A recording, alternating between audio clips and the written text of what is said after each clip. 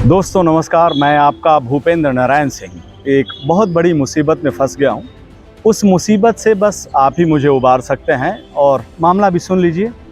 रोज़ की तरह morning walk पर निकला था, वहाँ टकरा गए एक प्रचंड मोदी भक्त महापुरुष महाशय। मैंने दूर से दुआ सलाम किया लेकिन वो माने नहीं।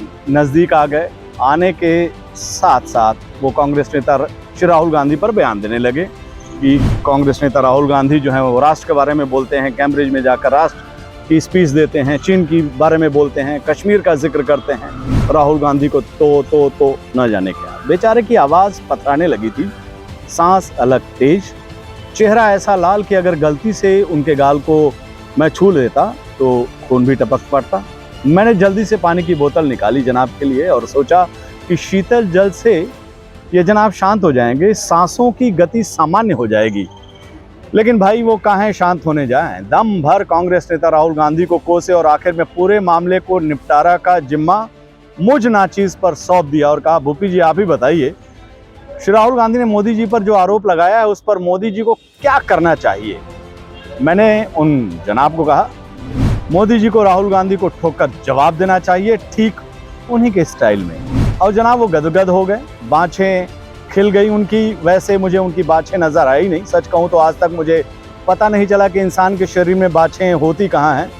लोग बाग अत्यधिक खुशी के मौके पर कह देते हैं कि बाँछें खिल गई, लेकिन हकीकत में कोई नहीं बता पाता है कि ये बाँछें होती कहाँ हैं। वैसे मुझे तो उनकी पूँछ भी नज़र नहीं आई, बस उनके हाव भाव से मुझे यही लगा कि उनकी पूँछ भी खुशी में खूब आगे पीछे कर रही है। जनाब खुशी के उसी आलम में अगला सवाल दाग दिए मुझसे। उन्होंने कहा, बात तो आपकी बिल्कुल सही है भूपेंद्र नारायण सिंह, लेकिन ये कैम्ब्रिज वाले मोदी जी को तो बुलाए हैं ही नहीं। वो बुलाते तो मोदी जी वहाँ राहुल गांधी की तरह स्पीच देते। मैंने उन्हें समझाया, अरे भाई कैम्ब्रिज वाले उन लोगों को स्पीच के लिए बुलाते हैं जो उनके कॉलेज में पढ़े लिखे होते हैं। मोदी जी वहाँ नहीं पढ़े तो नहीं बुलाए। मोदी जी को तो उस कॉलेज में जाकर राहुल गांधी के सवालों का जवाब देना चाहिए जहां से वो पढ़े लिखे हैं। अब उस जनाब को मेरी बात सही लगे याद करने की माननीय मोदी जी किस कॉलेज को अपने चरण धूलि से पवित्र किए हैं, किस कॉलेज के गुरुओं को उन्होंने अपने ज्ञान से आलोकित किया है। बेचारे बहुत देर तक अपना वो सिर सहलाते रहे, याद ही नहीं कर पाए तो गूगल गुरु का सहारा लिए। वहाँ मोदी जी की डिग्री का जिक्र तो मिल गया, लेकिन कॉलेज को लेकर ग्रेट कंफ्यूजन। कोई कॉलेज ये ताल ठोक कर दावा नहीं करता है कि माननीय मोदी जी स्टूडेंट लाइफ में उसके यशस्वी छात्र थे।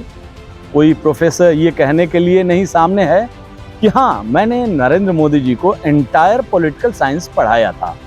अरे हाँ, आपको ये बताना भूल ही गया कि मोदी जी ने जिस एंटायर पॉलिटिकल साइंस में डिग्री ली है उस पर अलग लेवल का बवाल है। दुनिया की किसी यूनिवर्सिटी, किसी विश्वविद्यालय में इस नाम के कोई सब्जेक्ट नहीं पढ़ाया जाता है।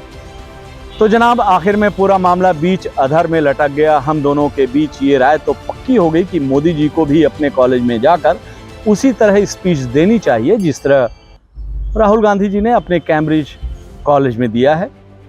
लेकिन मोदी जी के कॉलेज को लेकर ऐसा कन्फ्यूजन क्रिएट हुआ है कि वो खत्म होने का नाम ही नहीं ले रहा है।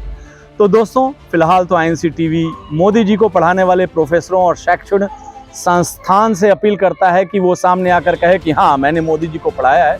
आप सबसे भी मेरा आग्रह है कि आप लोग इस मामले में मेरी मदद कीजिए। मोदी जी के कॉलेज, उनके प्रोफेसर, उनके सब्जेक्ट को लेकर प्रामाणिक जानकारी जुटाएं ताकि मोदी जी राहुल गांधी जी के आरोपों का ठोक कर जवाब दे सकें।